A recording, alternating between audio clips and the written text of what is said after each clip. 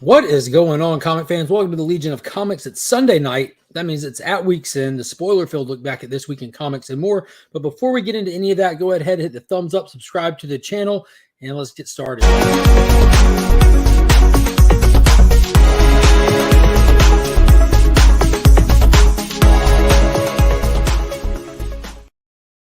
Shout out to the channel sponsor, Big Time Collectibles. Be sure to hit them up at their website or follow them on social media. And if you need anything cleaned or pressed, hit up our friend Justin on Instagram.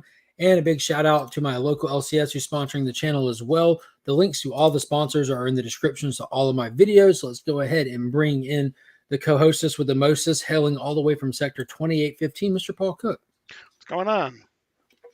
I was not sure I was going to be able to make it, but luckily or unluckily, I did not make the cut for the Masters, so I'm here. Yeah, that can go either way. I mean, you can either make the cut and risk having a tree fall on you. Who knows? Exactly. Yeah.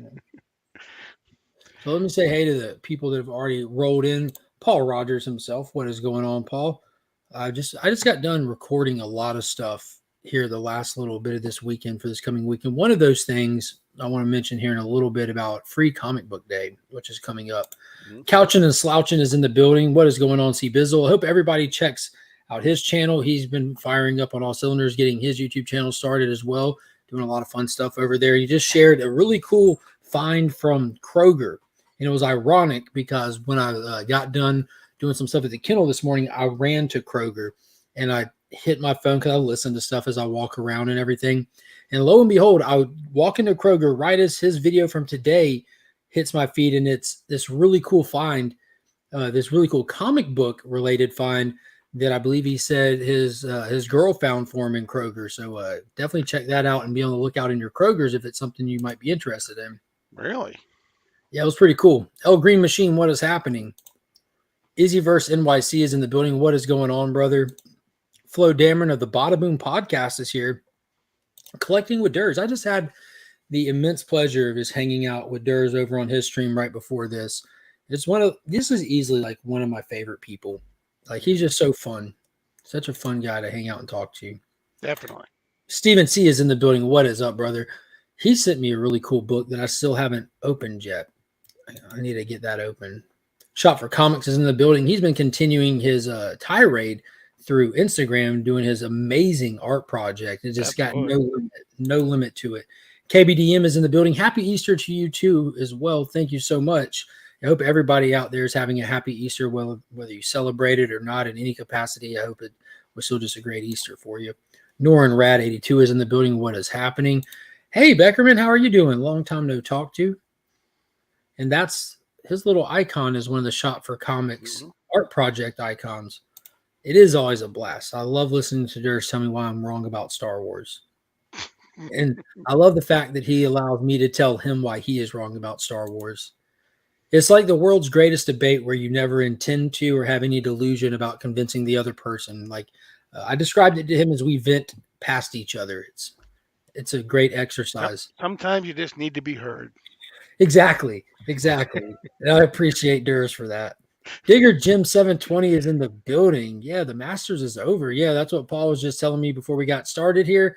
I'm thankful that it is. That means that tomorrow is it for me. Tomorrow is it with the madness, with waking up no later than 4 a.m. and getting going to work, and there in the dark, taking care of cats, waiting on the sun to come up. And that means everybody gets to go home and pick up tomorrow. The vast majority, I've got like 50 cats in the cat house right now. All of them have individual needs and have to be individually cleaned and reset every day and everything. And the vast majority of them are scheduled to go home tomorrow, the overwhelming majority. So that's like the biggest thing. The dogs are dogs. Dogs are there every day. It's the same routine. But when you have an event like this and you just have just that many cats, it's so time consuming. And it kills my allergies. Dr. Von Hoot from the Spiral Dimension. What is going on? Another awesome channel member. I just received a package, and it's his first variant cover that he was one of the, I don't know what you'd call it. There was a couple of people that went in together and did an awesome variant cover, and I made sure to get me a couple of copies of that, and it showed up yesterday. I've got to open that one day as well. Boom, boom, boom. Shop. Love that first Speedball pickup. Yeah, Shop picked up a first appearance of Speedball today. Kenneth Bird is in the building. What is going on? Collecting with Durs. Listening to you talk Star Wars is a beautiful exercise in futility. There's your birthday gift, CJ. Is CJ here? I missed him if he was. I don't see him. Facts, Hoop, but that's the best part. Is this some sort of slang for Mark is running a bordello? Yes, that's exactly what it is. That's exactly what it is. I got one as well, Mark. Yeah, I picked up man, if I'm not mistaken, because it's been a while, but Dr. Von Hoot couldn't correct me because I don't know when I'll open it. It'll be hopefully soon, but my mail just stacks up and piles up. But I believe I bought a couple of them because I wanted to include one of them in the Legion Loot prize for the channel members in case there's some people out there that just weren't able to pick one up, didn't see it, whatever. And wanted to support Dr. Von Hoot because I think it's super cool. And it's a really cool cover. Ironically, it has a cat on it, but I think it's supposed to be a horror book anyway, so it's perfect. A joint exclusive. Boom, boom, boom, boom, boom, boom. I gifted a membership, Mark. You can't see it. And CJ got it. Oh, okay. Oh. Yeah, I appreciate that. Yeah, I probably should open YouTube. I forgot that you can't see that kind of stuff on your phone end. Mad Spidey shared his 14-month member badge. # We Are Legion. Big shout out to Mad and Spidey. And thank you, Durs, for gifting the membership. And I think that's like the third month in a row that CJ has caught a membership gift. That's a cool thing about having the $199 tier. People tend to like to gift those memberships. It's a really cool little feature. I gifted 5 memberships on the Friday stream because Evil Comics Mike, he sent Tyler some money to gift some memberships because his the little preloaded bank card YouTube wouldn't recognize. And Tyler gifted the memberships and Mike did not catch one. So Tyler came out of pocket and gifted some more and Mike did not catch one. So I ended up gifting 10 memberships and Mike never caught any of them. It's wild. I like how you both dress in green, coordinated and weird. Yeah. So I had my red Legion shirt on, but I went and put my bed shirt on because I'm going from this stream to bed here shortly. Yeah, you got 2. Awesome. With double the amount of extra stickers. Dude, hell yeah. Appreciate it. $7.99 super chat from Mad Spidey. Nice. Dollar dues for Mark. I appreciate that. You know where it goes, right back to the channel members. Yeah, all the money that comes in from YouTube just goes into buying giveaways. And then a lot more on top of that. What is going on, Empire Comics? How are you doing today? That's why I love this community. Boom. We talking Mario? Or did those golfers ruin everything? They ruined everything, Aggressive. I won't be seeing it till I don't know when. Hopefully, I'll be able to take the kids this coming week when they come back home. Because it's spring break here. They just stay with grandparents and bounce around and do fun stuff while me and the wife work crazy hours. But yeah. Let's see. We got one popping in here. I like that jersey you got, Scott, and great story behind it. Oh, yes, Hoarder Side. Yeah, he got a really cool hockey jersey today and a fantastic story behind it. Right. If you haven't seen it, check it out on his IG post.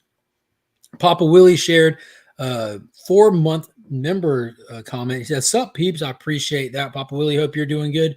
And everybody check out Papa Willie here on YouTube for some awesome auctions and stuff.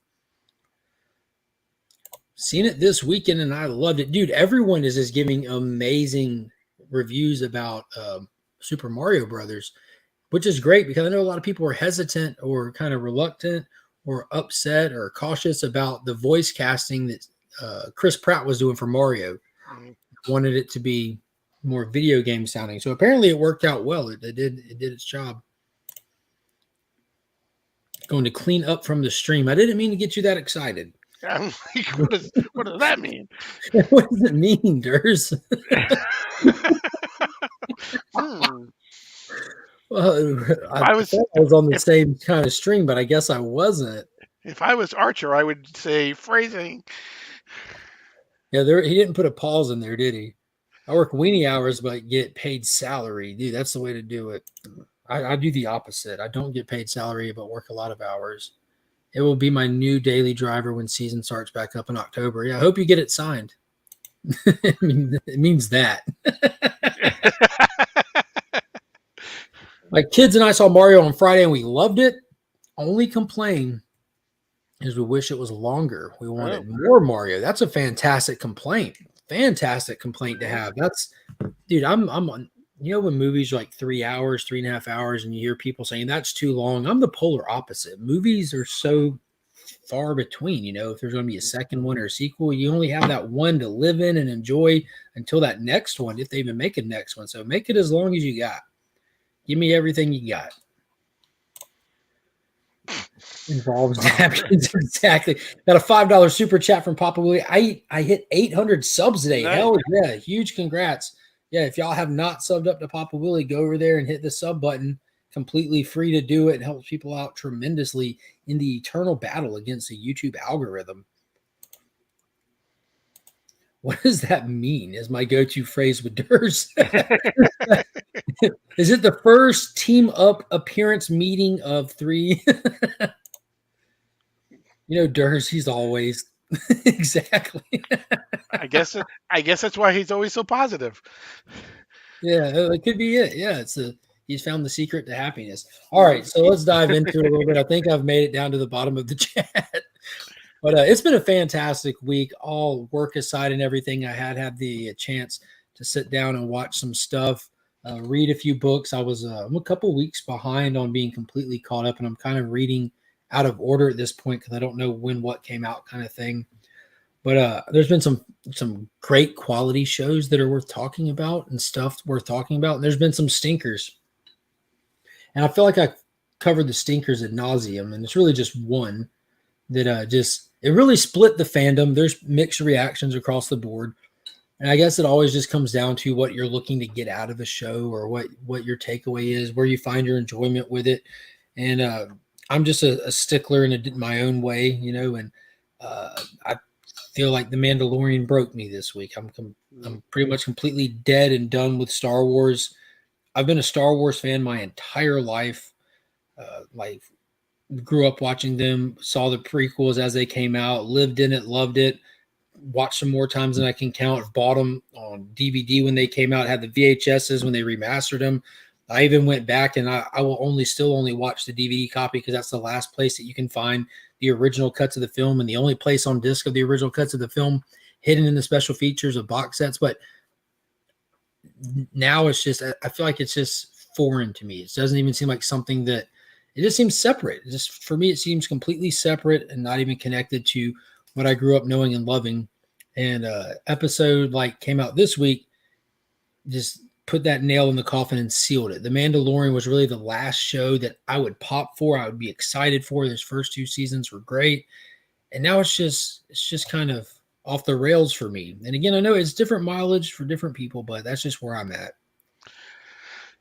Yeah, I mean, for me too. I mean, I'm still a huge Star Wars fan, and but I think you and I have talked this week, and one of the things is there are 2 things. Is one, it almost seemed like it was a Saturday Night Live skit with the stunt casting that they did, and then 2, when they start doing stunt casting, and people are talking about the stunt casting more than they're talking about what's actually happening in the episode, that's a problem for the show.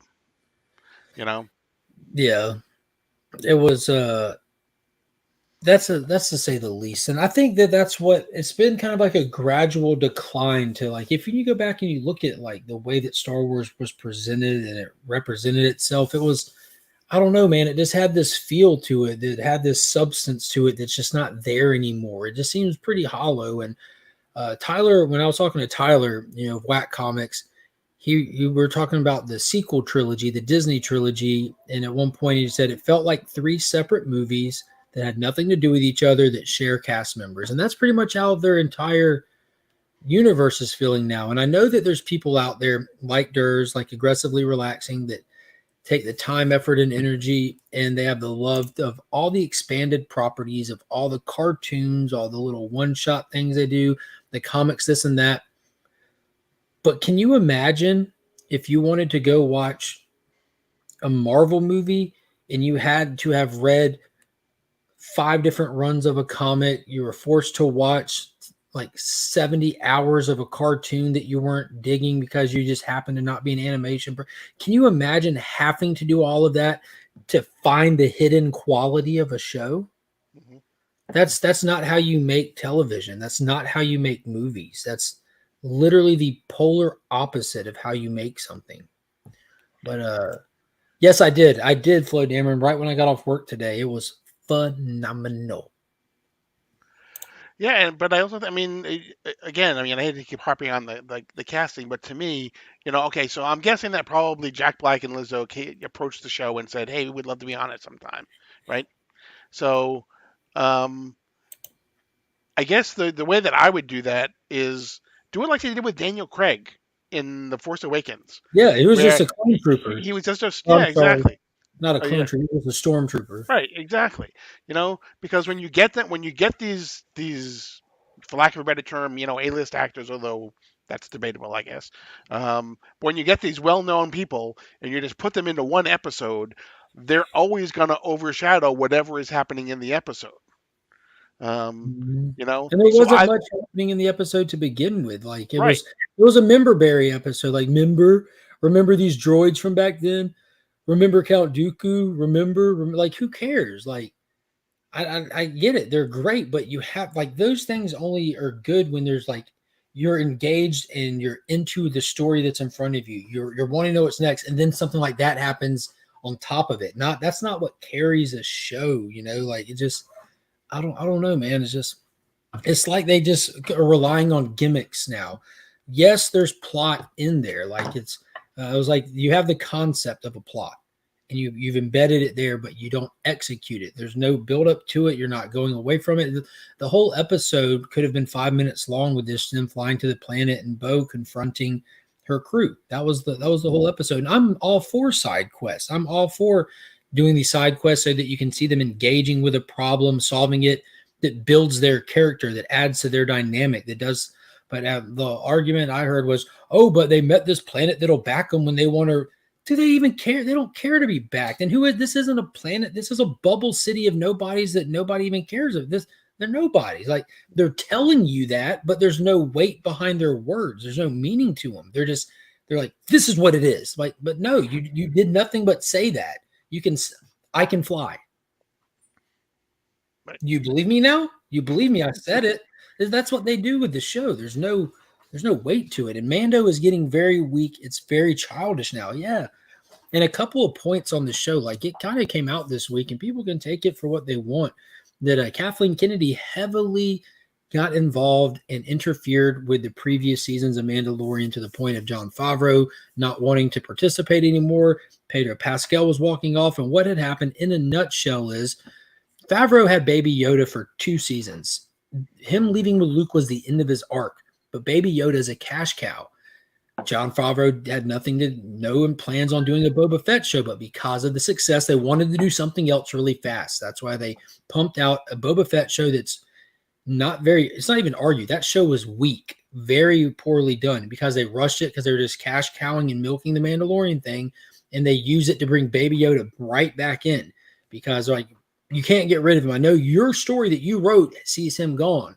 That was his complete arc, but no, we want him back because he's a dollar signs. Instead of saying Baby Yoda was great, what else do you have in your tank? What's next for the Mandalorian? What are we going to do? I'm excited. They're like, no, we are now as a corporation taking the reins away from our creator and making all the story judgment calls. And now we're seeing the side effects of that with Boba Fett and Mandalorian, where they're no longer allowing the creator to do his thing, and they're making these corporate decisions and forcing the narrative of their story.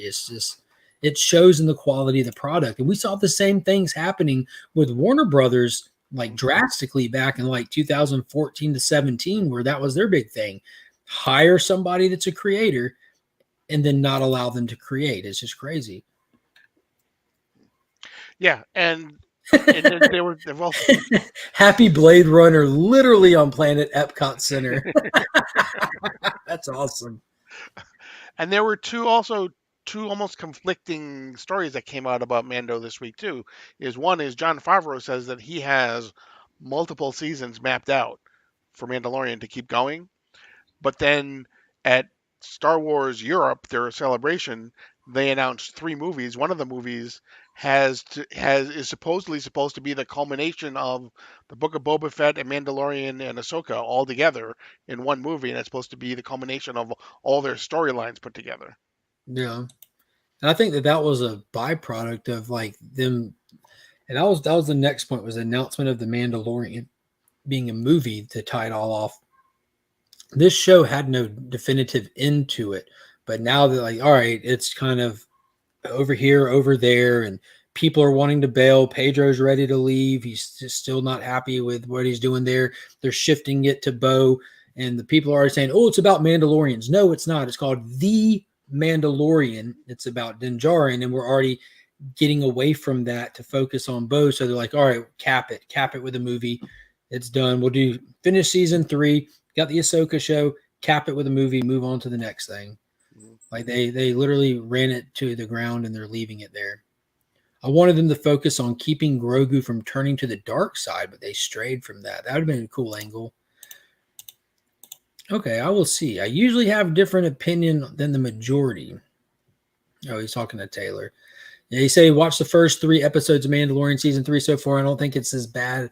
And Mark thinks so. The first episode, I'm like, I saw some red flags. I said it was decent. I liked it enough, but there was just kind of some lazy writing red flags that I talked about with the first couple one, like when the crocodile thing attacked and they had that extended scene of everyone just walking to it, shooting it for an extended period of time with blasters and doing nothing, then walking to it. I'm like, there's kind of like some no-brainer stuff like that happened. And then, man, then episode 3 dropped. I'm like, dude, what are we doing?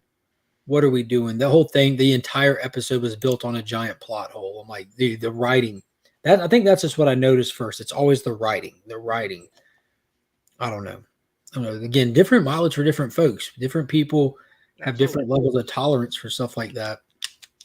And that's fine. That's fine. But whether you disliked it or whether you liked it, I feel like we all deserve better. Whether you enjoyed it or not, you still deserve better.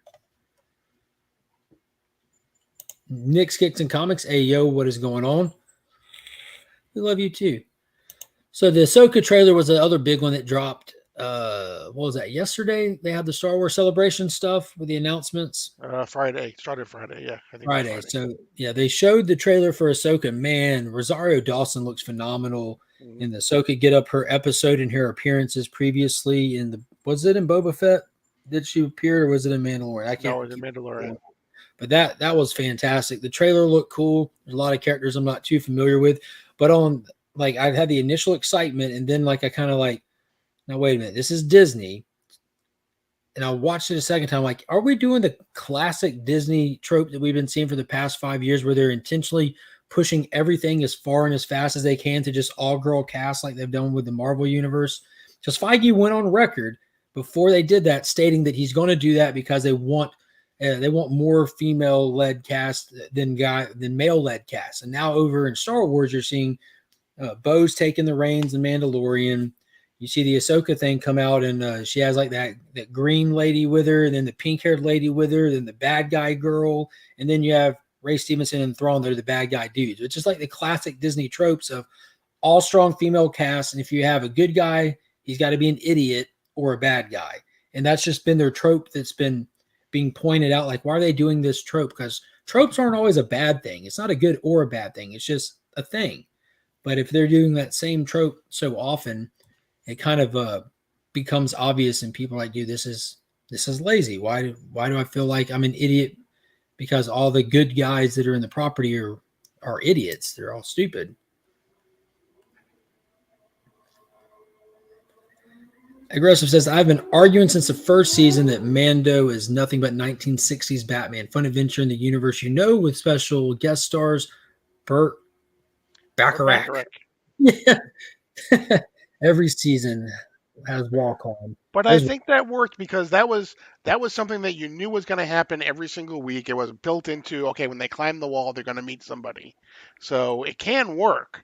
It's just I mean, if they had, if every single week, Mando goes back to whatever and he meets somebody new and it happens to be somebody famous and that's kind of built into the story, you would kind of be excited almost like, who's he going to meet this week? Who's he going to meet this week?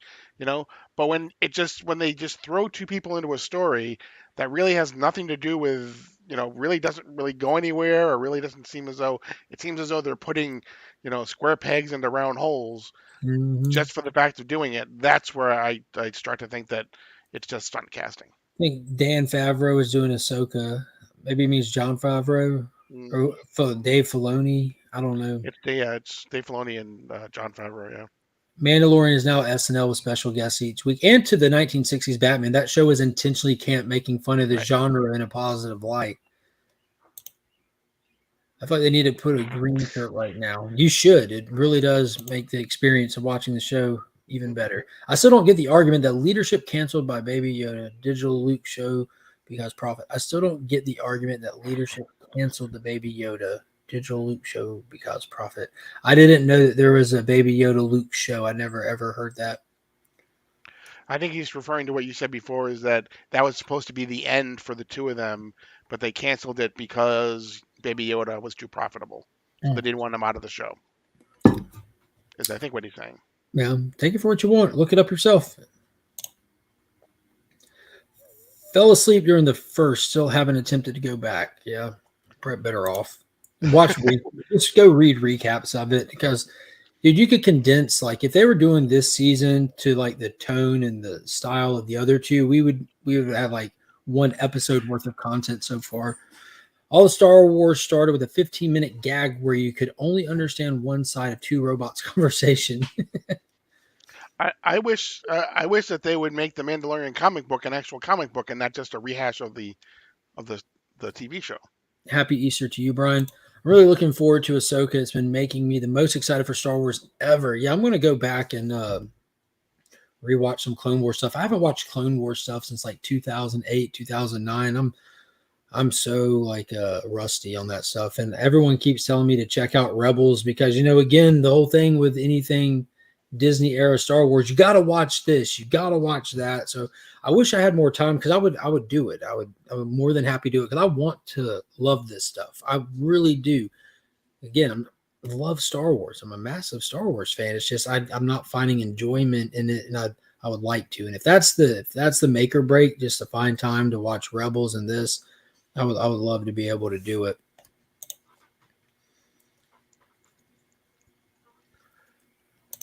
So You can't put it solely on Kathleen Kenney's back. I mean, have you seen her resume? It's iconic. That's valid. That's definitely valid.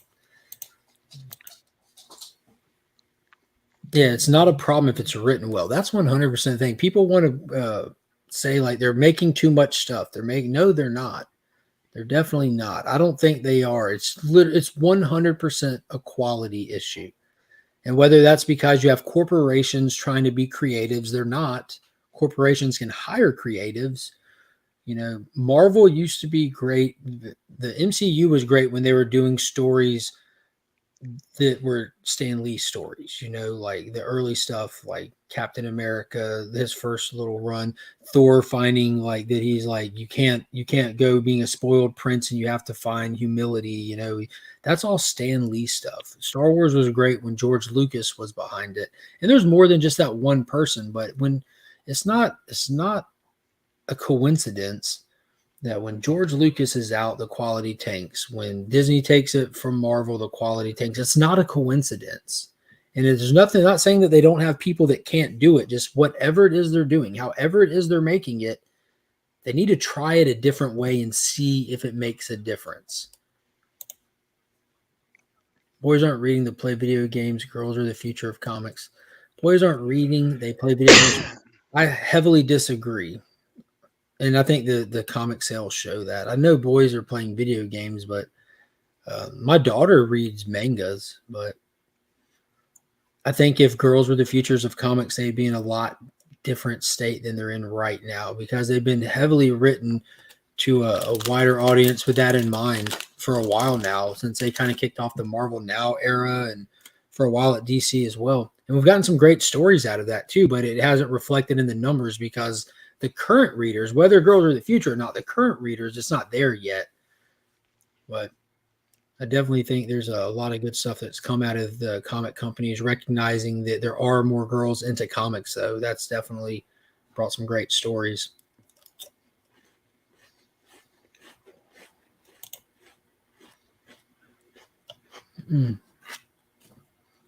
Fan service is good. Mm-hmm. And again, talking about Rebels, there is some feeling that there may be some of the characters from Rebels may show up on the Ahsoka show. Yeah, to your point, Cass, those characters, I believe those were ones from Rebels that they were introducing. They continue Rebels, which is wonderful. Yeah, and I've got to watch. I've seen some clips of it, man, that looked amazing. Yeah, see, everyone, Mark hasn't seen Rebels, so he doesn't know. Yeah, I got to check it out.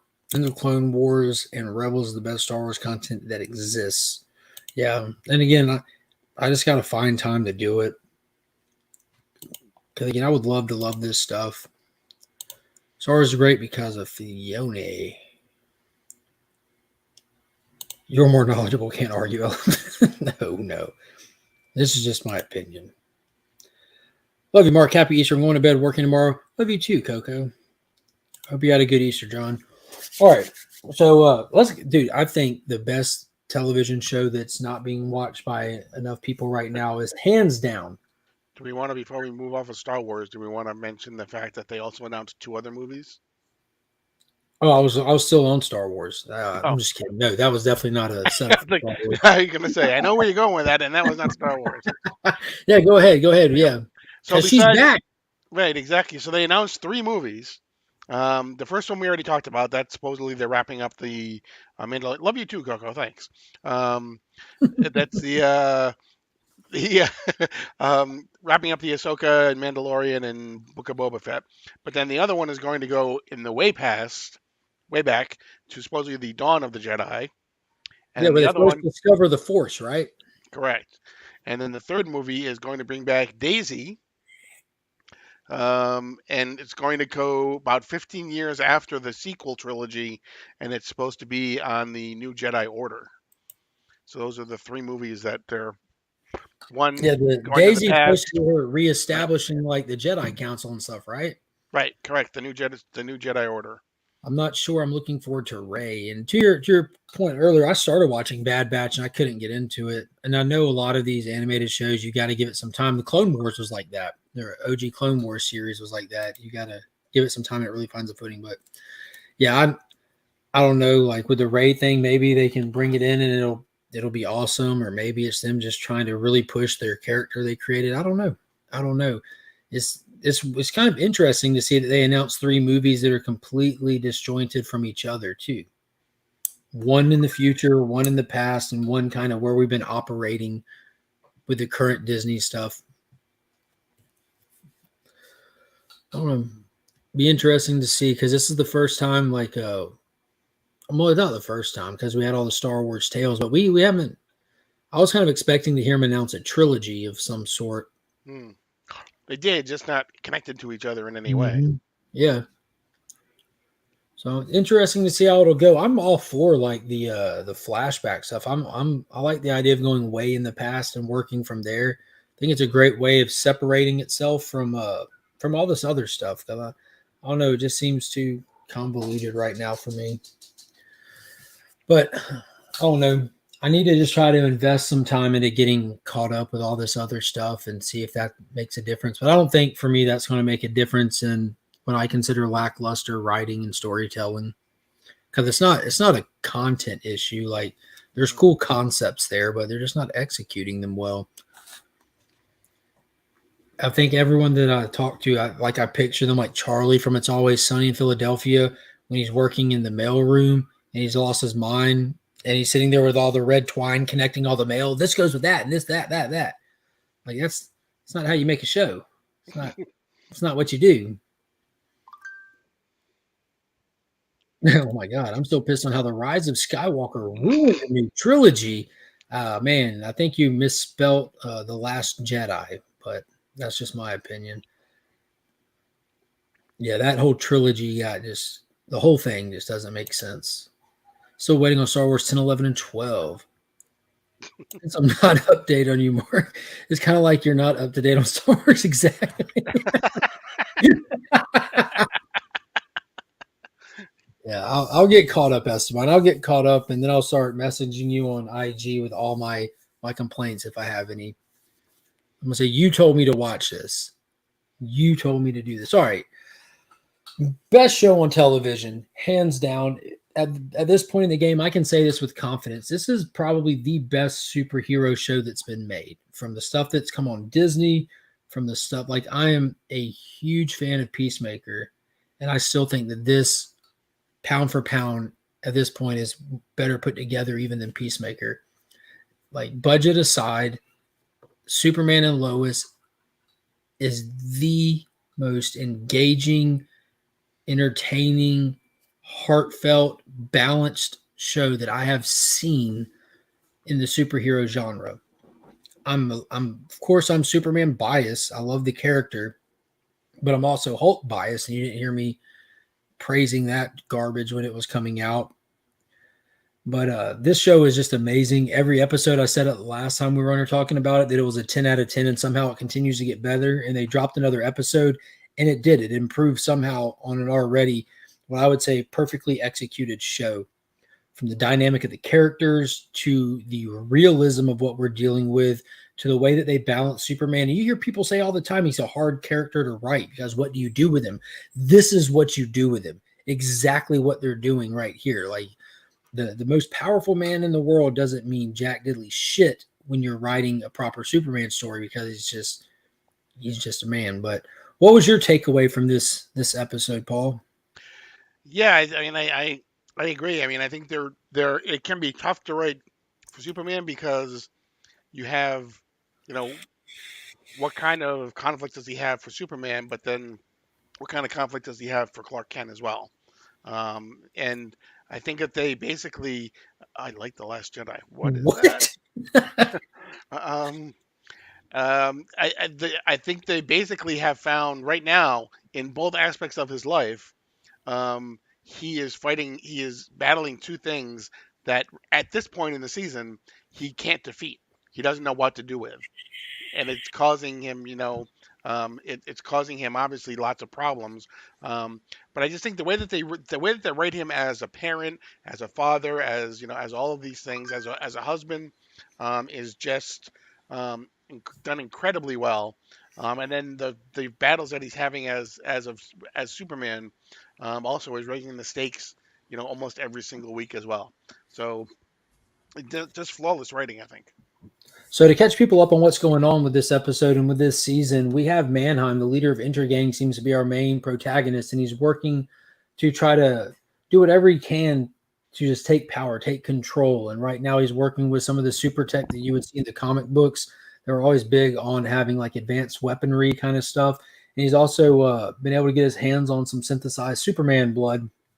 And he's experimenting on other people with that, trying to make some enhanced soldiers and stuff. And that's such a small part of the actual season so far, and not in a negative way. Like the actual Superman villain and the Superman angle to the villain is secondary because of such a character-driven show that the primary story right now is Lois has cancer. And I know on the surface, I wasn't even big excited about that. I'm like, yeah, Lois has cancer, but it's Lois. She'll be fine. She'll be good. It's Lois. But the way that they're executing this, again, just the concept, Lois has cancer. Cool.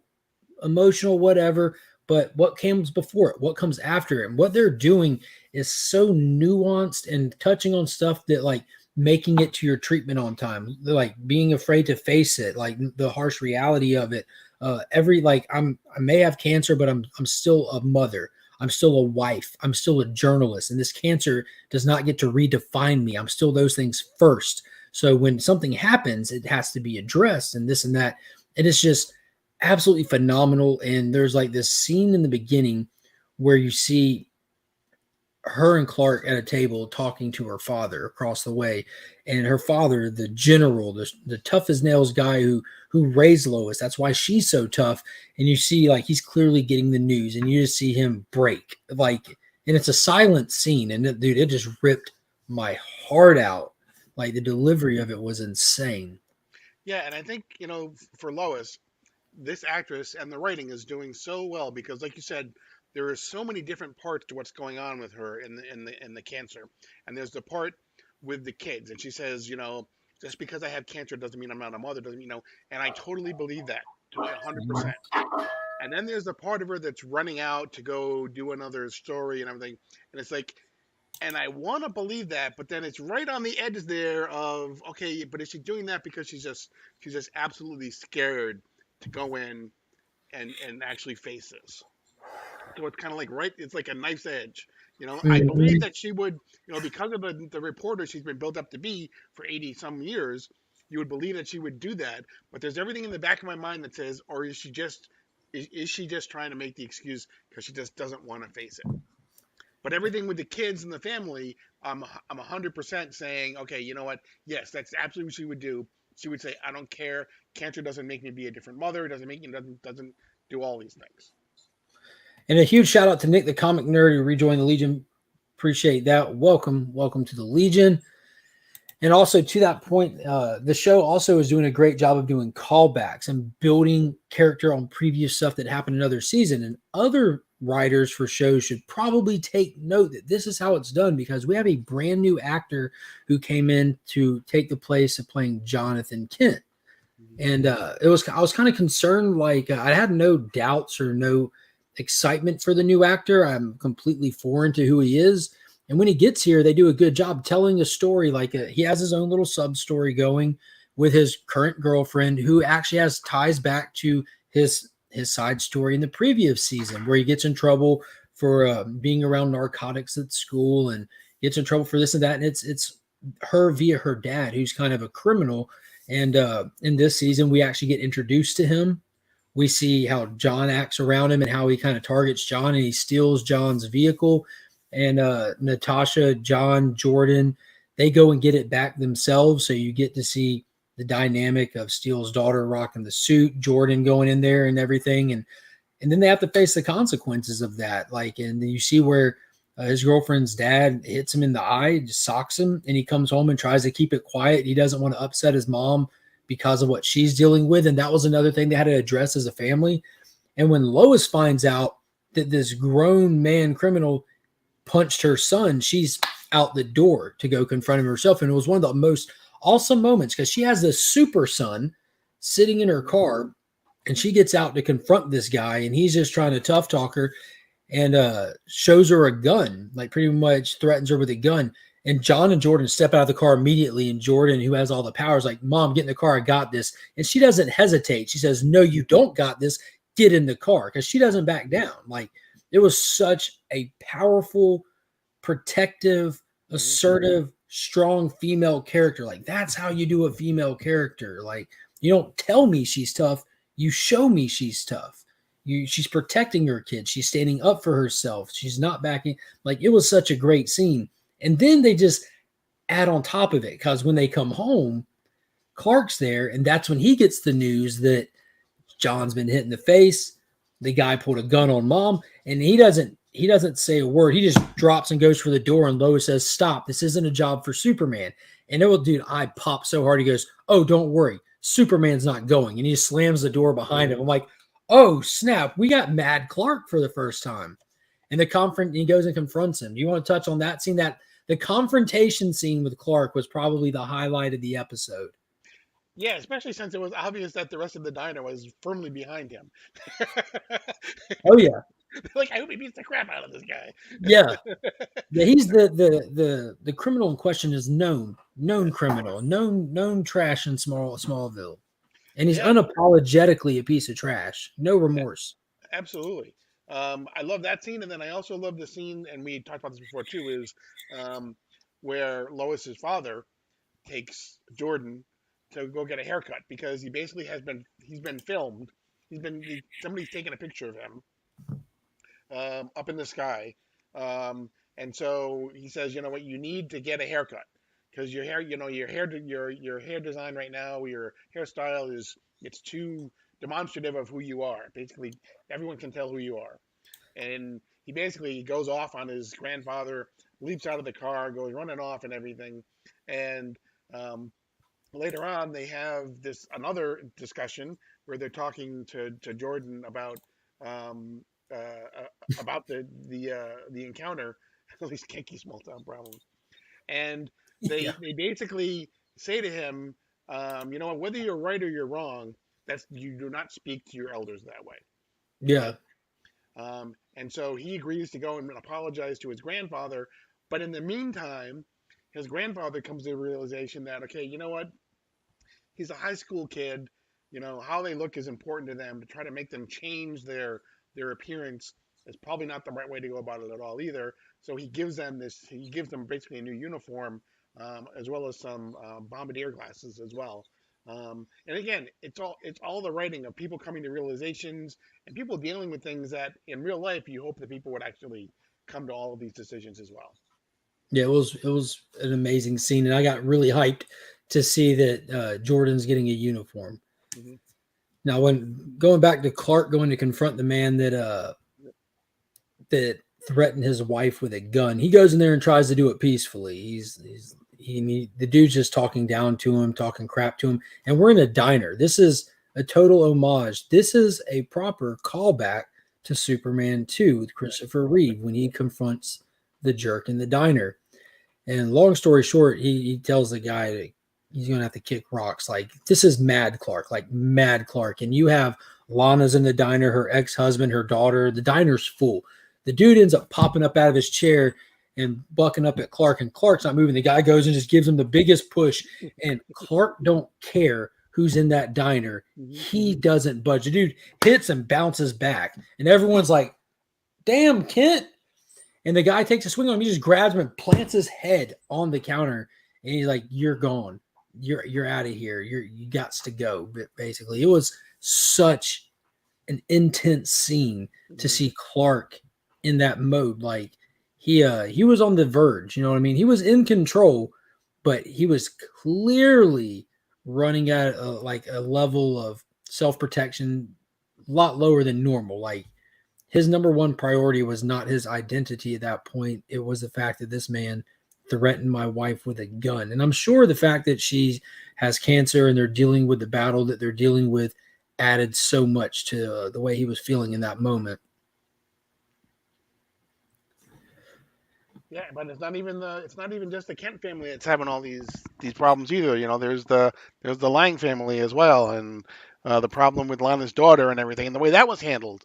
You know, between the three of them, because it basically was, you know, it's this threesome that are trying to deal with everybody's with this, you know, the father's relationship with the daughter and Lana's relationship with the two of them as well, because they are kind of all three come to be almost independent of each other in some ways. But how they deal with each other is still important. And the way that they ran this story this week, where there's apparently some history in Lana's backstory of possibly an abusive parent that kind of comes forward as well. And so during an argument with her daughter says something that was extremely hurtful and very personal. And so Lana slaps her. And so she goes running to her father to stay with her father, and you know, they basically, you know, he says you can stay here, whatever, and later on he comes to find out, you know, what actually happened. It wasn't just, you know, that she slapped him. It was what led up to that slap him as well. And he's extremely upset. He's like, you know, there's no way you should be weaponizing, you know, my problems, my faults. Yeah, she told her mother, maybe this is why dad cheated on you. Like, Right. Yeah, Sarah's a savage when she wants to be.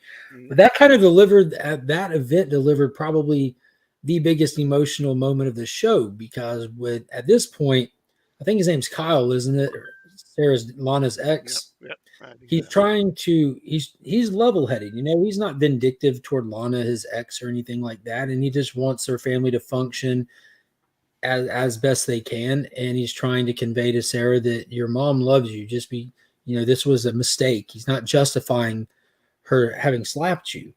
And he starts telling Sarah the story that she was present for, but she's not aware of, because the character of Sarah before this show ever started attempted to hurt herself, and she was successful, and they almost lost her, and it was Lana that found her, and Kyle's telling Sarah this story, and you can just see it was perfectly conveyed through the actors that Sarah was very ashamed of her actions, that she was embarrassed by her actions, but she was feeling a sense of overwhelming love about hearing her mother fighting for her life and refusing to give up on her daughter's life. And it broke me, dude. As a parent, as a father to daughters, as a human being, it absolutely broke me watching that scene. It was so well acted.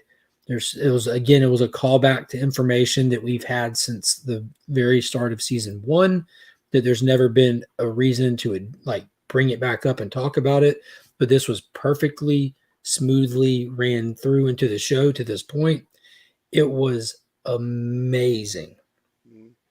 And the dynamic structure, me and Paul have talked about this. We focus on 3 primary families. We have Clark and Lois's family. We have John Henry Irons and his daughter, and we have Lana Lang and her family. And those 3 families that interconnect and are on screen together and separately, you have Clark and Lois, that is a functioning married couple. You have Lana and Kyle, that's a recently divorced couple. And then you have John Henry Irons and Natasha, and he's a widower. So you have 3 different examples of family structures and the challenges they may face and how they operate and how they overcome those challenges. And it is a perfectly balanced show. It is flawless. Agreed. And I could harp on the show for a while more, but just context for the story, Mannheim's made a play. He now knows Mannheim is responsible for the death of John Henry Irons of this earth. The John Henry Irons Steel character that we have was introduced in the first season, right? Yeah, in the first season. And he's the only character not from this earth in this show. This show is strictly based on this earth. There's no crazy universe of superheroes everywhere. It's just these characters that we have. And on this earth, Mannheim killed John Henry Irons. So now he knows that there's one from another earth, and he makes a play for him. And this John Henry Irons ain't having it. He's got the suit. He's ready to fight. And you have this really great confrontation, standoff between the 2 of them. John Henry Irons got picked up by Mannheim's guys and taken to his office and kind of talking down to and kind of was trying to shake him down and keep him separate from his plans, saying, I know who you are under that suit. I know your family on this earth. They might not be your family, but I'm sure you care about them. And I got a trigger man waiting on every one of them. Stand down. And John Henry ain't about to do that. He triggers his watch. Suit comes in. He wrecks shop, gets out of there, and saves the family member that was being used as blackmail against him in the nick of time. It was a great scene. Steel is tough as nails. And I do kind of agree with House of L Comicx on this one. He did make a comment. He wishes they would kind of update his suit to look a little bit more comic accurate. And the suit does look good, but it definitely does. When they introduced this character initially, we did not know it was Steel, even though we were looking at him, because we just know it's like a tech armor suit versus the steel alloy type suit kind of thing. But that would probably be a lot more difficult for them to do on their budget. And if they would just do something with the mask, because it's like a visor mask, but we'll see. He's got the hammer, and man, he rocks it. It did not make me tear up this time. This is the episode that got me, man. This episode got me bad. I haven't seen Superman Lois because I can see it getting canceled soon, because the CW concept is dying. Gotham Knights isn't doing well, and the Flash is ending, and I can see Superman being the last. Oh, absolutely agree. Stargirl was another one we knew was wrapping up, but Stargirl had 3 phenomenal seasons. It's not attached to the Arrowverse. It has a beginning, middle, end. The secret with television shows is they all end. There's not one that doesn't, except The Simpsons and South Park. But those 2 will end one day. And the trick is knowing it's ending and writing a proper ending to it. Then you have a proper story told. I don't need 10 seasons. I don't need this to go till it gets watered down. When you feel like you don't have it left in your tank, write the ending and let it be. You had X number of fantastic seasons, no reason to drive it downhill. Yeah, that's the good thing about the current situation and state of the CW stuff is they've been given, like, they know when this stuff is ending. They haven't been blindsided by any of it, so they've been able to write proper endings to stuff. Stargirl's ending was next level good. Yeah, not if this is the, I think they said that they've got like 1 or 2 more seasons they're aiming for. Whether they were counting this season or not, we don't know. The actor who plays Superman did have an interview this week and made a statement that sounded like a goodbye. Like, it was talking about his time as Superman, and he's like, I've been grateful for every minute of it. This character will live on long after me. Have no fear. Superman is here, kind of thing. It sounded like a goodbye to me. So if this is the last season, I'd be perfectly happy with it. Perfectly happy with it. 3 flawless seasons. I will rewatch this show probably for the rest of my life. I still rewatch the Dean Cain Superman. So I guess, Mark, is the podcast bitch out because Superman and Lois finally made you sad. Yeah. Yeah, dude, that ain't the only thing. These kids done made me soft, Esteban. I blame the kids. They made me soft. It was tough to watch. Was there any other big comic news-wise for the comic book sphere? Any announcements on any of that stuff? I'm so far out of the loop for recent news kind of stuff. I can't think of anything. Tom King's Penguin got put off for a couple months. Was this just going to be a one-shot, or was this going to be an ongoing thing? No, I think it was going to be an ongoing or a miniseries. I think a lot of the new things they're doing them with like 6 issues, and if they catch on, they'll keep them going. But if not, they're going to cap them at 6 issues. With Danger Street, that got pushed back. And they said they just wanted to time it out better with other slate of stuff that was coming out. And I don't know what they were thinking or not thinking, but that's been a great story, well worth the wait. I wonder if they're trying to time the book out more with the HBO announcements for the show because, filming on that started. Mm-hmm. Yeah, we'll see where it goes. Could be. We'll see where it goes. You want to talk some funny books? Sure. So first off, Lazarus Planet Revenge of the Gods, issue number 2. The full deep dive on this will premiere tomorrow morning at 10 a.m. on Sector 2815. We are continuing down the Lazarus Planet deep dive. Granted, there's no reason to have that attached to the title. It's just Revenge of the Gods pretty much. And it's actually badass. Like, I'm surprised with how good this has been, better than the Lazarus Planet proper stuff already. It really has. Like, and that stuff wasn't terrible. Not the proper, but like, this is like a solid story that they're doing with this. So we're going to do our best to try to focus on stuff from this week. But, I picked up Aquaman issue number 29, first appearance of Ocean Master from the Augusta Book Exchange. They moved Aquaman 2 up 5 days. A whole 5 days. From December 25th to December 20th. Oh, yeah, I didn't even think about Blue Beetle trailer drop. That's right. That looks fantastic. That looks super fun. There's a little Easter eggs in the end. We saw Ted Cord and Dan Garrett's costumes in there. Mm-hmm. Yeah, that trailer looked really fun. I'm just going to start swinging here. Like, Adventures of Superman, John Kent. Like, dude, thank you. Thank you, Tom Taylor. Thank you. Finally got your Superman blue. Yes. Finally went full Superman blue. So, story behind this, you have Ultraman, the evil Superman from Earth 3, going around the multiverse, killing all the Kal-Els on all the different Earths he can get to. And Superman of Earth 2, Val Zod, as well as Red Tornado, come to John Kent and tell him what's happening and say, let's go meet him head on. Let's shut him down before he could get here because he will kill your father as well. He's got some technology that's able to weaken his opponent, so he's not even fighting fair. And they head out to meet him, and this issue is them confronting him. It does say on the cover, a final showdown with Ultraman, which I wish they wouldn't have put that on the cover. That in itself was a spoiler. I wish they wouldn't have done that because it would have been more shocking, even though I was still shocked at the events that happened. But the fight was fantastic. They take a Phantom Zone projector. They have plans. We're going to send him into the Phantom Zone, figure out what to do him when he becomes a problem down the road. And they're flying there, and they're like, we're getting a read on him. We think he's on this planet. The only way to track him was when he kills a Superman and travels. So they meet him head on, And in the midst of doing it, he meets them first. He just comes flying faster than a speeding bullet, flies straight through Red Tornado, busting her up, shuts down Val Zod and Red Tornado, sends him into the Phantom Zone, then breaks the projector. Now he's just standing toe-to-toe with John Kent.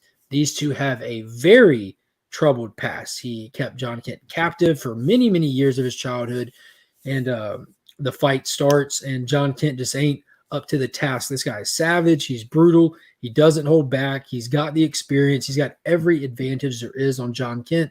And then he makes the biggest mistake you can make ever when talking to a Superman. You threaten Lois Lane. Like, why the hell? Like, that's a trope like we were talking about. But he did not know what was coming. Ever since Philip Kennedy Johnson took over Superman, before Tom Taylor even stepped in, they've been teasing all these latent powers that John Kent has, and it seems like maybe they want to say that the Lazarus Reign really triggered it, but it goes back 2 years at this point. They've been building up to this moment, and when he threatens his mom, he starts referencing that inner power that he's feeling, something strange that he doesn't know what it is. He feels it boiling to the surface, and you see a fist close and turn blue, and I'm like, yes! And you turn the page, and John Kent lays him out. Full Superman blue at this point, lays him out with one hit. And it was almost like a hulking out effect. Like it emerged, he ran hot, he got that hit off, and he expended it, and he was on the ground, passed out. And unfortunately for him, Ultraman woke up first and said, I don't know what the hell just happened. You gots to go. Just grabs him by the throat, and he's just going to choke him out and kill him. And that's when someone comes up behind him and turns his head around backwards. General Zod's him. Yeah, he General Zod's him, which that's how you deal with bad Kryptonians. That's what Christopher Reeve did. He killed Zod. That's what Henry Cavill did. But yeah, standing right there, John Kent looks up. Ultraman falls with his head on backwards, and the Injustice Superman is standing there looking at John Kent and says, you have your mother's eyes. I'm like, oh, snap. And that's how they ended the issue. Fantastic. Story progression. Huge moments, huge pops from me. Like, we're dealing with every character that Tom Taylor really has a major hand in working with at DC, from the Injustice universe to the Earth 2 stuff to John Kent himself. Like, it's just, what a great read. I loved this one. Yeah, it was like you said. I mean, it had everything that I could possibly want. I think in a Superman story, or a John Kent story. It had his battle with a seemingly undefeatable person. You finally got to see him go, full on blue, which we've all been waiting for. Yes, we have. Yes, we have. I'm gonna leave that one alone. And it brought back Injustice, and just that last line, just shows how, the writing that how Tom Taylor can go from, someone who basically is, turns a man's head all the way around to kill him, to suddenly he's touched by the person that he's looking at, and he says, "You have your mother's eyes." You have your mother's eyes. Don't worry about the fact that I just spun this man's head around backwards. Yeah. You're on an alien planet. You've never met me. You don't know that. You have your mother's eyes. And how big of a deal that is for Injustice Superman himself, having like the catalyst of this character being who he is the death of Lois, the death of this boy sitting right in front of him. Lois pregnant with John, and now here he is. And it also calls back to the story when the Ultraman says, I'm not gonna kill you because I want you to see what I'm gonna do to Lois. Mm-hmm. If you remember in the first issue, when he's killing the Superman, he says, "Do you have any last words?" Lois. Lois. And he says, "They always say the same thing." Yeah. Even him. Yeah. Oh, that was awesome. It was such a good read, man. Yeah, he's crushing the John Kent title. Absolutely crushing it.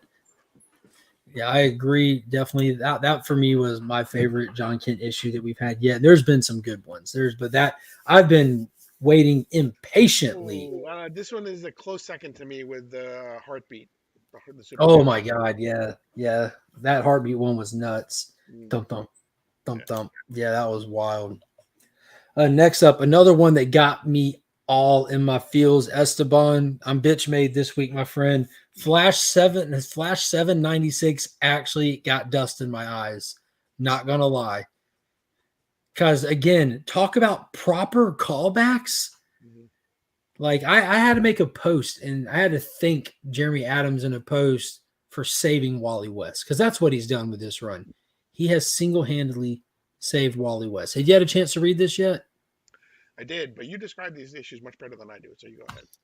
It starts off with, it says previously in this run, and you get a few key moments because Jeremy Adams has been at it for, I'd say, roughly 20 issues. And the first thing that he did is he did a little mini run where you kind of highlight the different flashes through the time and places, and the Speed Force was messed up, and Wally was getting drugged through the Speed Force and put into the bodies of other speedsters in their time mirror. And they ended that with him being put into his own body at the events of Heroes in Crisis, where he had the huge internal surge from being emotionally traumatized from losing his family, his universe, everything he ever knew and loved, and no one else remembering it but him. When they established that Flash exists outside of time and space completely, and all these reset changes and events do not affect them like they do other people, which is actually key to this story as well. So they reminded us of Jeremy's run through this. And in that run, we get introduced to the new character, Gold Beetle, who's a future character like Blue Beetle and Booster Gold. And she's hilarious. She's fun. She's whimsical. And we get introduced to her while Wally is in the future. And they call you back to the scene where they kind of save the day. They do their thing. And she says, if there's ever anything you need to let me know. And you see him whispered something to her. And they have never addressed what he whispered. And in this 1 minute war, you have an alien invasion called the Fraction that has Speed Force technology that's invading Earth, wreaking havoc, all within 1 minute. So everyone except for the organic speedsters and the Fraction are pretty much frozen in time while they're moving at hyperspeed through this whole thing. Iris is dead. Wally died 2 issues ago, and they revealed to us in that last issue that Wally woke up somewhere else, and he's there with Gold Beetle, as well as a cast of characters of people that have appeared early in this run. And Gold Beetle explains to him, you did die, but something happens with speedsters when they die. As you're breaking down on the molecular level, the Speed Force spits you back out. And you're going to get spit out back right here. That's why we were waiting for you.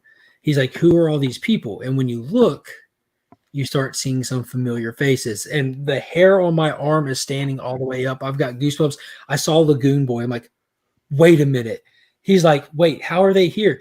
It's the people that died in Heroes in Crisis. And she said, you told me to save them all. I'm like, oh my God.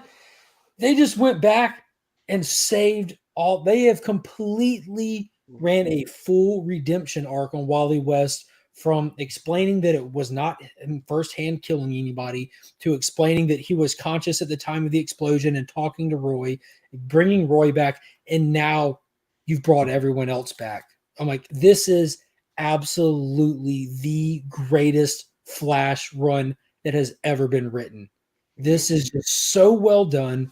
A character that is so beloved that so many fans felt slighted by. And I didn't feel slighted by it. I understood the idea of like, this wasn't him. This is a side effect of being in his situation. Like if this was real life and not a comic, you wouldn't expect him to be like, oh, cool, let's just keep running. My family's dead and gone. Who cares? But holy shit. Jeremy Adams completely got dust in my eye in that scene. I'm like, oh my God, are you kidding me? Mm-hmm. And they of course, you have the Flash family doing a last hoorah, fighting it out with the Fraction, trying to shut down their technology. And then here comes Wally with Gold Beetle and all of these characters. And they just fight it out till they are able to rip off some of the tech and slow these people down. You find out that their main general that's doing all this for the honor of the queen back home, that if he's successful at conquering these worlds, he will be her king. She'll marry him. They rip off his tech and they find out that he is an organic speedster, that these powers are innate in him. And they're looked at as like the lowest of the low. I can't believe it. You're a freak. And they turn on him and they're able to blow up the spire. They correct time. They go back. They were trying to like blow this up and do a little bit of Speed Force time resetting with the event. And in the midst of doing it, they kept the general. They put him in one of the battery tanks. And being that he's an organic speedster, when they do this quick little time reset, he's not getting affected by it. He's not moving. So now you have this whole alien warring party getting ready to invade Earth, and their leader's not there, and they don't know why or where he is. So they turn around and go back home. I'm like, it was amazing. Absolutely amazing. See, you do much better than I would have. If you had asked me to say that, I would just have said, everybody from Heroes in Crisis is back. Yo, it was insane. Like as soon as I saw Lagoon Boy, I'm like, no. And then with that line, she said, "You told me to save everyone." I'm like, oh shit. Oh my god. He's like, Roy, she even makes a comment. She said, "I saw Roy's already back and he's doing good, so I just let him be." We even got the Flash Raptor in this issue from when he did the first time jump or whatever to the far past to the Jurassic period, and there was an organic speedster raptor or a raptor affected with Speed Force. Yeah, it was really cool. It was a fun issue. As heavy as those moments were, it was lighthearted with the family and everything. We got the Flash family at the end of it back at home at the picnic, just chilling with the fam. It was great. Yeah, and we still don't know exactly how Roy came back, and actually he touches on that real quick too, because she says that you told me to bring everybody back, and I said except, and I got everyone except for Roy because he was too close to the surge or something like that. I think is what she says. So I'm assuming that Josh Williamson is gonna talk about all of that in the Green Arrow title. Well, we saw in the last days of the DC universe during Dark Metal, he was brought back, and he gave a little head nod, but he was kind of like brought back as dead Roy, Right.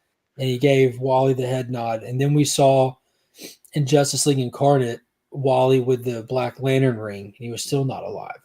But then if you go back to the most recent run of Teen Titans, you see how real Roy was brought back actually proper. I don't know if you remember that run, All right. but Yep. they were manipulating the Dial H for Hero box with magic and stuff, and they ended up bringing Roy back.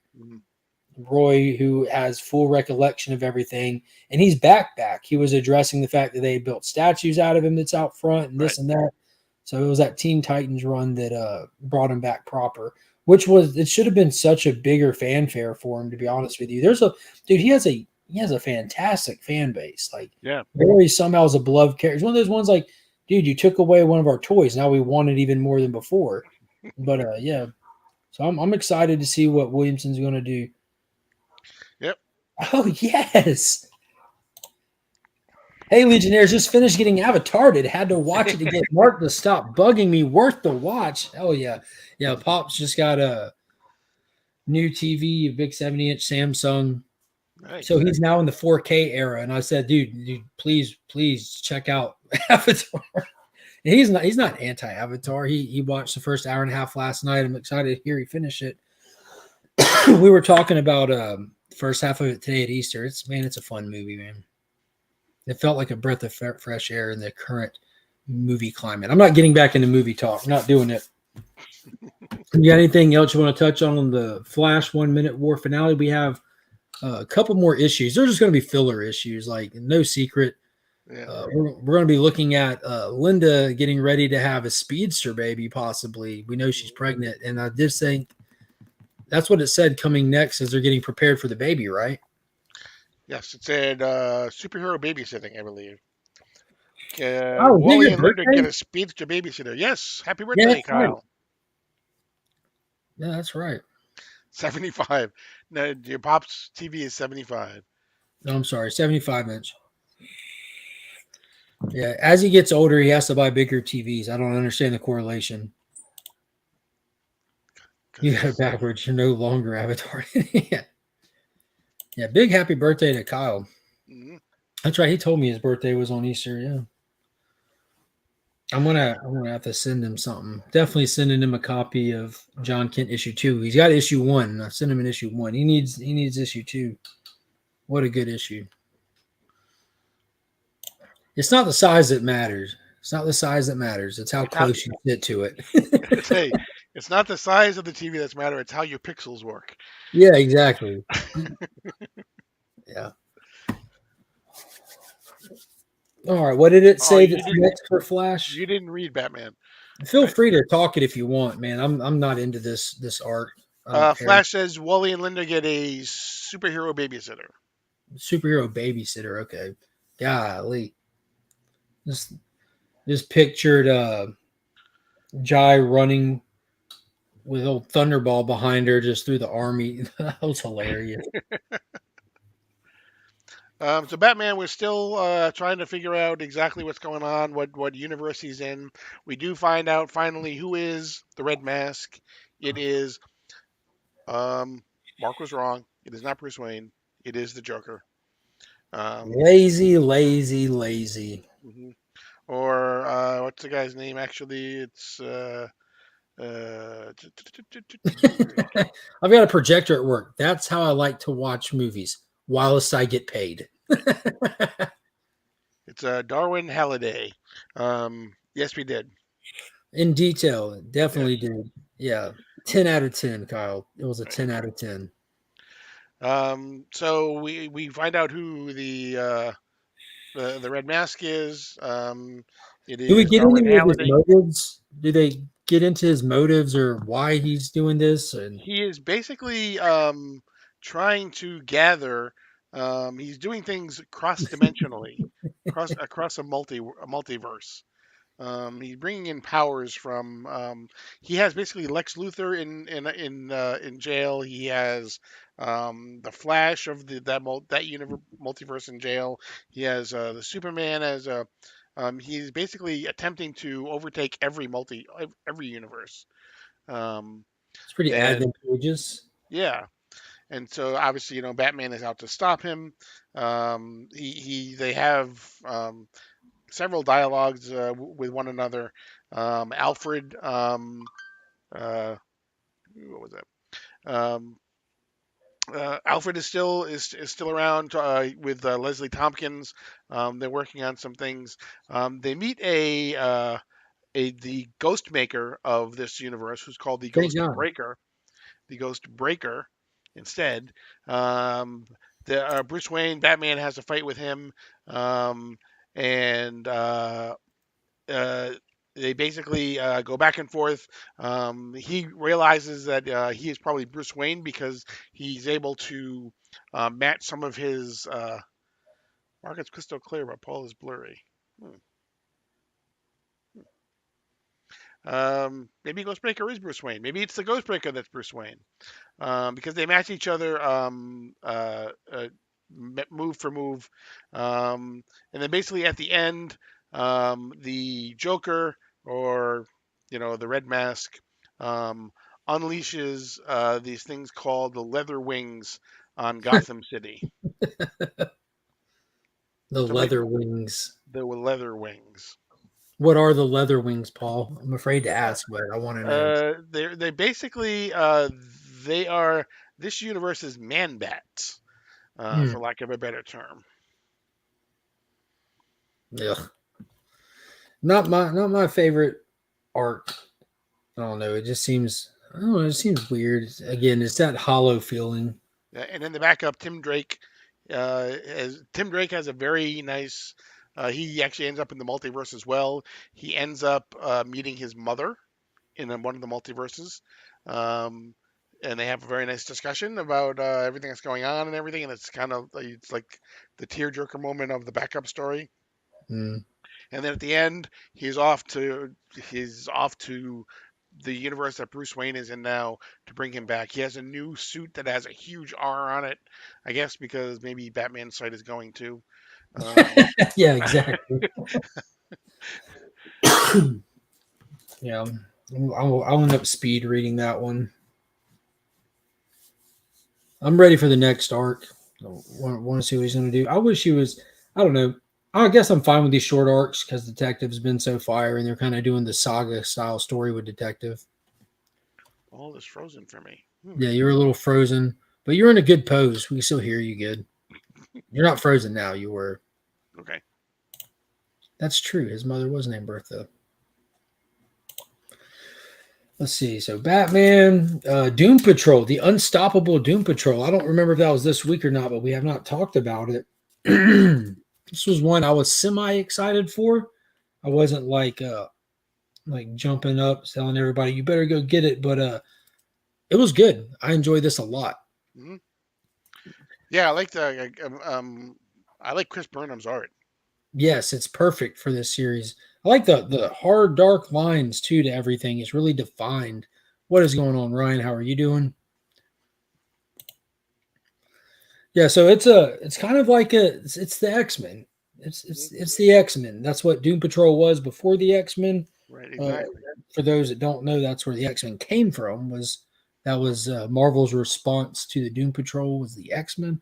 But in this, they're kind of using the angle of because of the Lazarus reign. Excuse me. You have a lot of people running around in the streets that have been affected by it in good ways and bad ways. And in this, we see where corporations are already taking advantage of those people and trying to weaponize them. And the Doom Patrol is trying to find these people and before they hurt other people, before they hurt themselves. And that's what this issue is about. You get a lot of action, them tracking down this character, and you get a lot of fighting between the character as well as the people that were trying to take advantage of him. And then on top of that, it was pretty cool that Batman shows up because all this was happening in Gotham. And they just shut Batman down. Like, look, dude, we don't care if it's your city. We're here doing our thing. We'll be gone later. And we even get an awesome Peacemaker appearance at the end as well. Yep. What is going on, Roger? So it looks like there's an inside person on the Doom Patrol working for, looks like a shadowy government organization. Paul is a little blurry tonight. He's just running on lack of sleep is all it is. Yeah. The internet's be like that sometime. Connection's a little bit cattywampus. But yeah, it was a good first issue. It got me excited for the characters. They definitely have like the same personalities that you would see them having in the television show if you watched it. So that was kind of on point. And yeah, I'm to be honest with you, I'm most excited to see if they do anything else with Peacemaker. It kind of felt like that was just a one-off appearance though.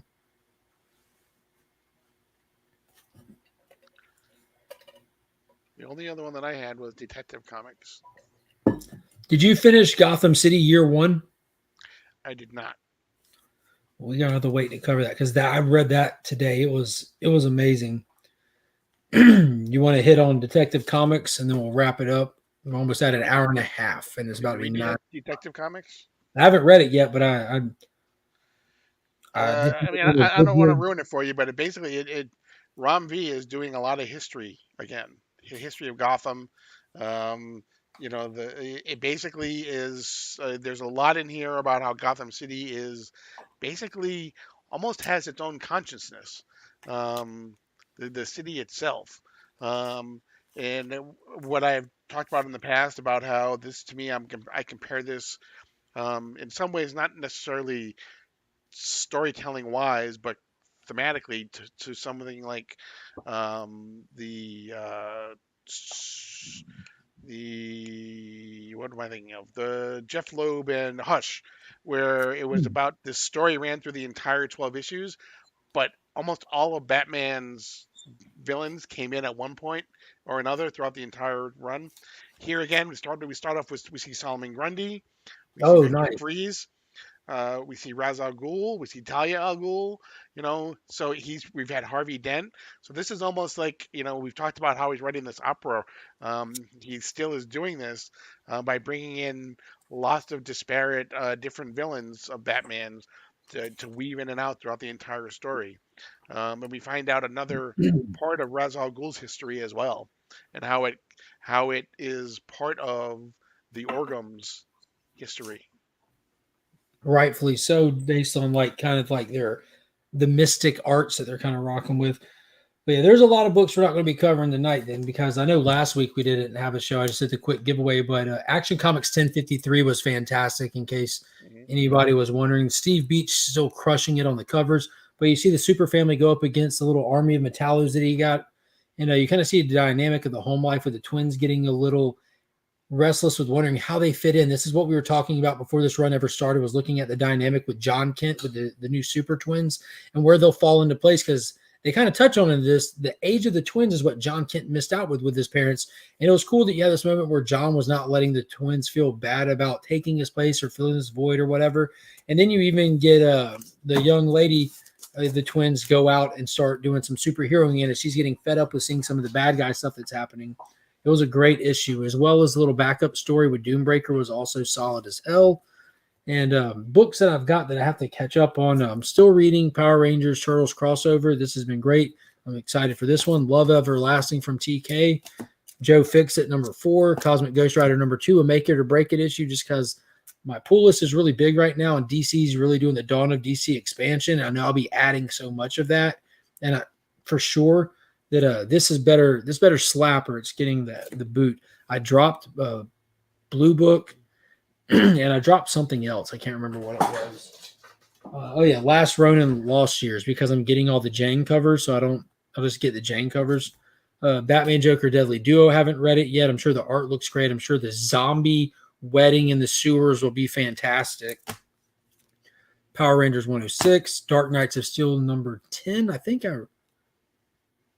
I did read this. The White Martians are here. That was wicked. Super wicked. I picked up this Clobber in Time number 1. I don't know why. I saw the Hulk on it. And the art on the inside is fantastic. And so I still have to read that. But I don't know if anyone picked this up or saw it. But, dude, the art in here is really freaking cool. It reminded me of, what was that book? Ultra Mega? But this is some fantastic art in there. Yeah, look at some of that. So I'll be interested to see what goes on with that. And then, of course, Detective Comics. So I've got a lot to pick up on. I know you're speaking DC, but what are the odd Spidey Boy and the Amalgam Spider? What are the odd Spider Boy is the Amalgam Spider Boy? If not, then so who is he? He's supposedly a character we all know. He is definitely not the Amalgam Spider Boy, as that would require the rights from DC Comics to be participant in that. That Spider Boy was a mix, of course, between Superboy and Ben Reilly. This is supposed to be a character that's long since forgotten, but he knows other people. It's kind of like a Sentry thing again. To be honest with you, I'm not falling for the hype. I was more than aware of that book coming out. I saw when Dan Slott told everybody and warned them of it. I've been completely separated from it, but it was, I don't know. The bigger question, Rogers, who cares? Yeah. I don't know. It's just one of those spec books, man. Those hot, quick flip books. It's meant to drive sales over to Marvel and get some people talking, and it did its job. I don't think that he'll last very many issues, be in and out. That's just me. But I do have a copy of it coming. I pre-ordered all the timeless villain variants from Big Time Collectibles, and I didn't know it, but one of them is the Spider-Man number 7 with Dr. Octopus on the cover. I saw, I think it was either Durs or Scotty S182 that mentioned it earlier. I'm like, oh, I guess I do have that book then. Collect those timeless villain covers. I've got them in my stack of mail. I got the first half of them. Big Time did them in 2 separate orders instead of waiting months for them to come out. I noticed you don't read any Marvel. Any reason why? Clobber in Time, Cosmic Ghost Rider, Joe Fixit. I just finished regular Ghost Rider. Ric Flair. I did get that. I haven't read that. I did just read the most recent Ghost Rider as well. That's over here. I do read Marvel. Hulk is one of my favorite characters. Yeah, I read Hulk. Yeah, I do read Marvel. I pick up new runs of stuff when it starts in hopes that I'll like it because I love the characters. Just not big on a lot of the stories they're doing these days. So like when Iron Man started at number 1 on Kent Wells' run, I picked it up and ran with it for a while. When the current run started, I picked it up and fell off after issue 2. I appreciate that. The timeless variants from BTC were bagged and boarded by yours truly, Nick's Kicks and Comics. He's been going over to their shop and helping them out in the daytime. But yeah, I do read Marvel. I pick it up. They don't sell me on it, and I put it up. It's really that simple. I'm heavily invested in the characters at DC. Marvel just over time just chipped away. Like they just fell off. I'd read it like that was what a bummer. But I continue to keep trying. When Punisher started at #1, I picked it up and loving it ever since. When this Ghost Rider run started, picked it up, loved it. All the stuff like they do with the retro stuff, like Silver Surfer Rebirth they did, the Joe Fixit stuff, the Maestro stuff, I've loved all of those. I picked up Silver Surfer, what's it called? Light Bright or whatever it is. God, that was one of the worst. Ghost Light. That was terrible. Light Bright. It was absolutely terrible. But I love Silver Surfer, so I tried it. I will continue to pick up these books and try them. And if they're not good, I'm just not sticking around. That used to be my biggest thing. Is I started it. I might as well finish it. No, I don't have to finish it. I'll let them know how I feel with my dollars, with my wallets. But yeah, no, I'm not paying attention. You just don't talk about it as much as DC. Sorry, I'm multitasking. Yeah, DC dominates my pool list. I'm happy to say that, and I'll tell anybody, man. Like, I'll tell anybody. Like, if you think Marvel's writing good comics and you're not reading DC, go try a DC book. I don't mean just any book. Go give a character a chance. Go give an actual little story arc a chance. There is a huge difference between like flagship titles at DC and flagship titles at Marvel's. It's just there's a quality difference right now. I think most people buy comics based off characters. I do too. That's why I still buy Marvel comics of characters I love, but I just don't stick around. It's just me. If you ask Magic Lasso, he'll tell you Wonder Woman's the best character.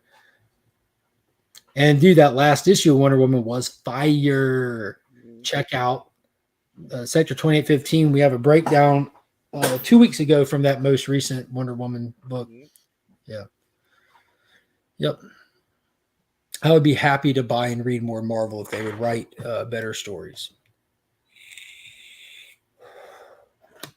I think Hulk is the only exception. Like I complained and cried the entire way through this 14-issue run until we got to issue 6. I praised 12. I said was probably the best issue that they've done so far, and then 13 was even good. Like that full introduction of Titan was fantastic. And then when we got to 12 and 13, when Cates is completely off the book and Ryan Otley's coming in and readdressing the Titan stuff, the concept of Titan is good. It's good. It fits a Hulk book. It's solid. You know, when Bruce Banner gets mad, he hulks out. Well, what happens when the Hulk gets mad? He tightens out. And what is Titan? Why is Titan? Oh, somebody's manipulated and put it there. Something that has to do with the mystic art. So yeah, it's a great story. It's a great concept. It's on brand for Hulk. It's a new angle with something familiar. It's a good idea. But they, for some reason, didn't want to tell that story until the book's canceled because Donny Cates is no longer there. But have no fear, Philip Kennedy Johnson is taking over with an Incredible Hulk issue 1 following this one. So that should be big good. Philip Kennedy Johnson is single-handedly responsible for bringing Superman of the House of L back to the forefront of the DC brand after that Bendis era that really drove a lot of readers away from him. So we got that same guy about to be working on Incredible Hulk. So let's see what he can do over there. Mr. Paul Cook, why is it you don't have more Marvel on your pool list? Because I know you do pick up Marvel books. I do. I'm actually back picking up Spider-Man right now just because I want to see what it is that Peter Parker did that made everybody hate him so much. And now we're like a year into that run and we still don't know.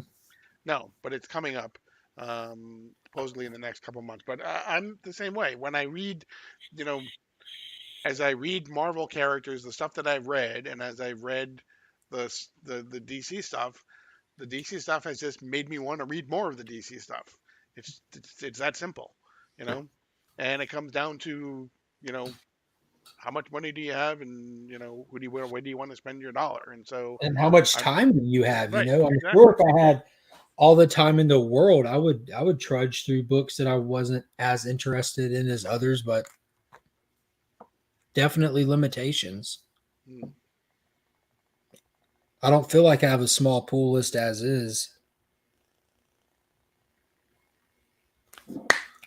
Got a mountain of books to catch up on. But in the meantime, let's see what Taylor says. Taylor always has great takes. Me and Taylor always agree on everything 100%. I'm not loyal to either company. If the story is good, I'll read it. If it's garbage, I might still read it, but I'll be damn sure complain about it. And I'm the same way. I'm more loyal to a character. It has nothing to do with the company. Absolutely love the DC characters. Always have since I was a kid. They're the modern day gods, modern day mythology, larger than life. I absolutely love them. I love the entire universe. Doesn't mean all the runs are good. Every writer's take on the character is good. Marvel, absolutely love the Marvel characters. It's hard to not compare them, but they're still so different in their everything about them. They don't feel like these universes are compatible. They feel different. But I just think that they've had whatever the case is. I'm not even going to try to figure out why it's the case. Marvel's just not selling me these days. I don't read them thinking, damn, I need the next issue.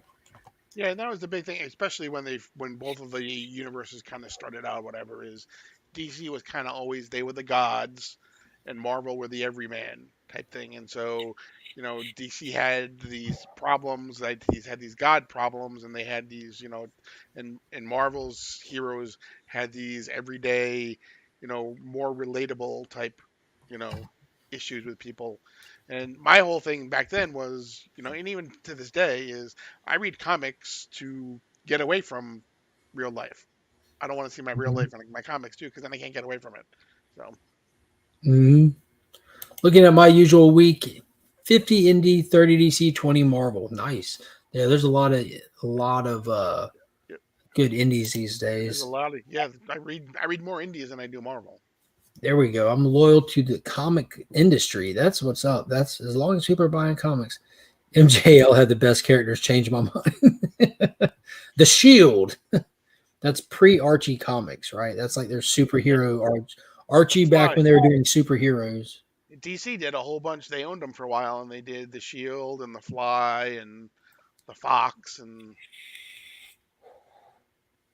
Yeah, the first patriotic red, white, and blue superhero is MLJ. I want to say MJF. MJF. Better than you, and you know it. The AEW World Champion. But yeah, the Shield. That's where that was the original Captain America right there. Mhm. Some good stuff. So we were past the hour and a half mark. We have successfully ran a full show on a Sunday night on Masters Week. Hell yeah. I think I'm going to go lay down, and I would love to say I'm going to lay down and try to catch up on some reading because still got all these to read. And so hopefully next week we'll probably just hoping I get caught up. If I do next week, you just hit next week's books and just jump right in. So there might be a lull or it might be an issue here or there that's missed or skipped, but yeah, we'll get back on track. And hopefully I'll be able to get around to hit my rounds and pick up some stuff for the Legion loot. I've got some stuff here already to go in the April Legion loot giveaway for the channel members. So be on the lookout for a post where I share what's going to be in that. Masters is over for you, Roger. I still got to get all these animals out of my kennel. It's over for me in the day Tuesday. Get them all out tomorrow and Tuesday and clean up. But at least the tournament's over. My wife works at T-Bone. She's a manager up there, and then I run a kennel that's right behind it. So we're literally right in the middle of Masters at two businesses that are extremely affected by it. So these people got to get out of town. Glad y'all came. You got to go. If you need help, talk about shows, hit me up. Yeah, hopefully I'll be able to jump on with Kyle Tuesday if he runs this show. God dang, let's talk about that Tuesday. That means Finn's got soccer back up and running. That means I'll be driving out to South Carolina in the middle of the night at bedtime and driving back home to take my daughter home. Oh, man. So I probably won't be catching up on reading this week, but we'll see. We'll see how it goes. I appreciate you coming and hanging out, Paul. Again, make sure y'all subscribe to Sector 2815. We have the DC Deep Dive. It'll premiere tomorrow at 10 a.m. And that's it. You got anything, Paul? Well, I guess that key this week too. That's this week.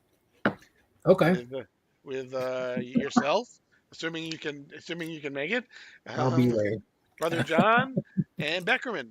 Well, it figures Brother John's coming when I'm already thinking about it. Will I be there? Might be So, hey, asleep. Damn. that's right. He slept through his Yeah. last. I last thought appearance. I thought I was going to, Doc. I don't think so. Yeah, I'm looking forward to it. If I'm not there, Brother John, don't think I'm scared. I accidentally fell asleep early, man.